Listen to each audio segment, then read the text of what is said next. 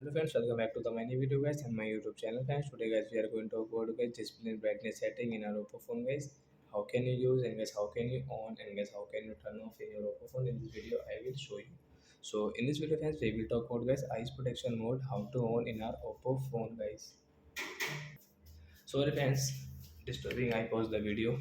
So when first of all guys you will have to on guys your phone setting to on your eye protection mode. Then guys scroll it and guys you can see your display and brightness guys, tap here and guys click on your eye comfort setting and tap here to on guys your eyes protection mode. So you can on and off from here, and guys you want to change your display effects into color and guys black and white you can change from here, and guys you can use your skin color temperature, you can set yourself.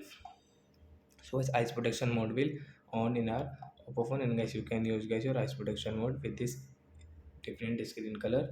And guys when you operate phone and guys when you study on phone at night, so you should on guys your eyes protection mode in your Oppo phone, and guys any Android phone you want to on, so you can on from here your display and brightness setting.